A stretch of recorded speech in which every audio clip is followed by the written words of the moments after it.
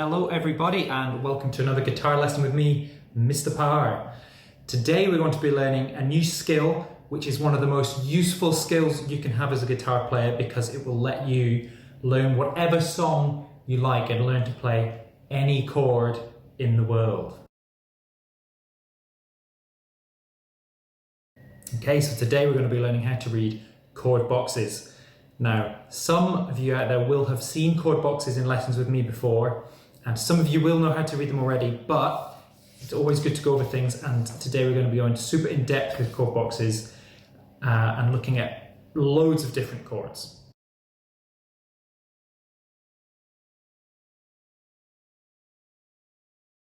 Okay, so to start off, all a chord box is a wee picture that looks a bit like this and shows you where to put your fingers to play a chord. So let's take this chord that everybody looking at this lesson will have learned in a class with me already. It's how to play a 3-string G chord. Now in this chord box, the main thing you're looking for is the big black dot. And the big black dot tells you where to put your finger to play this chord.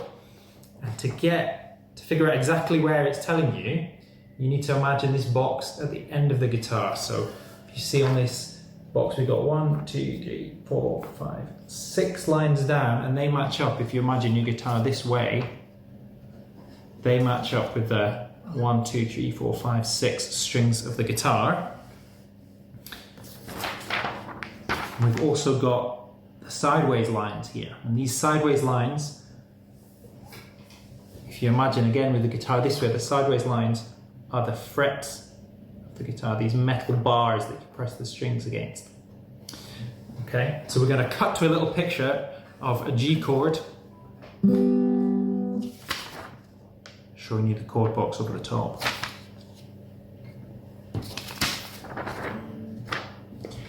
So if we look closely at this chord box for a G chord, a 3-string G chord, we can look at which string the black dot is on.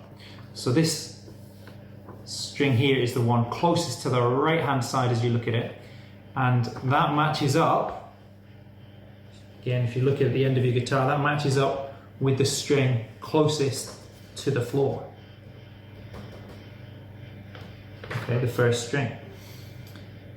So we know that this big black dot is on the string closest to the floor, and if we count up the spaces, 1, 2, 3, you can see that it's in the 3rd space up, aka the 3rd fret.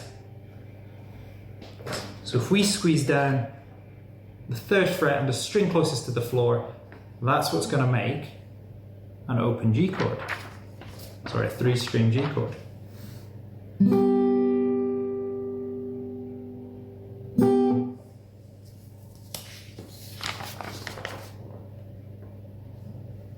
Okay, now there's one extra bit of information here that we've not spoken about yet, and that is the zeros and crosses at the top. And all the zeros and crosses tell you is, if it's a cross, it's saying, don't play that string. No. So for a 3-string G chord, we miss out these 3 strings and we only play the other ones. And if there's an O here, it's just telling you to play the open string. So you'll see there's an O here, that means open string.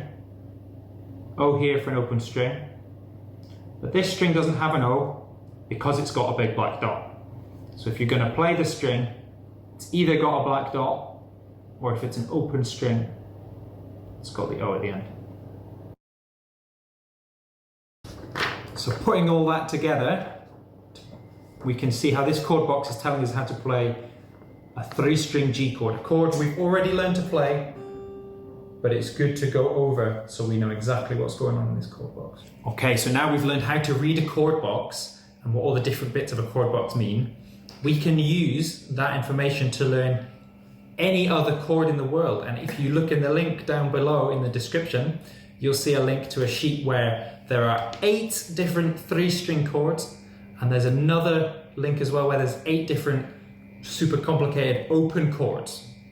Okay. Now, it takes lots and lots of time to learn all of these chords, but what you can do now you know how to read a chord box, is you can have a look at those sheets and see which chords you can play easily and see which chords you can start to learn that might take a bit of practice because they're different.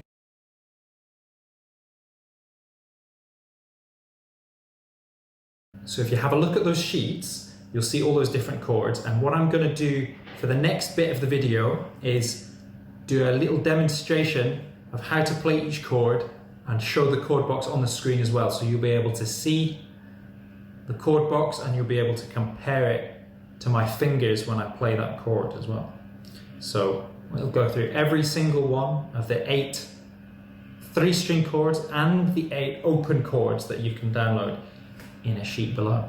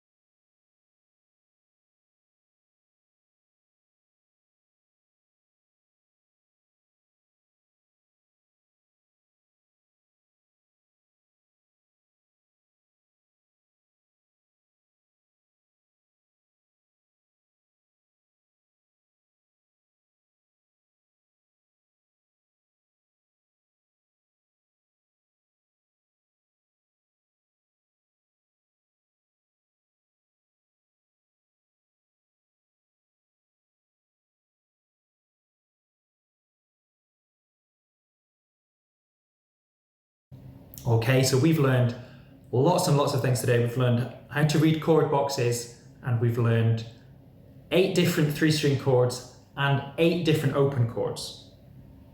Now, it takes a lot of practice to master all those different chords, but what you can do now with these skills we've learned today is one of the most valuable things any guitarist can learn how to do, because now we know how to read a chord box, we know how to learn any chord in the world, because we can go on Google and search the name of a chord and learn how to read it, learn how to play it by reading the chord box. And most importantly, that means we can learn how to play any song in the world. If you've got a song that you want to learn, you can go onto Google and search the name of the song and the word chords, and then you'll find a website that shows you what chords you need to play. And if you're not sure how to play one of those chords, you can Google the chord box for how to play it. And that means whatever song it is you want to learn, and I know lots of you out there want to learn lots of different songs, it means you can teach yourself exactly how to play the chords for that song. And that is enough to keep you busy for a whole lifetime of playing guitar. I still do that every single day. So your challenge this week is to think, what is your favorite song right now? If you could learn any song in the world of guitar, what would it be? And Google that song and see if you know some of the chords in that song. Okay, fantastic. Have a great week, guys. I'll see you soon with the new video. Till the next time, guys. See you later. Bye.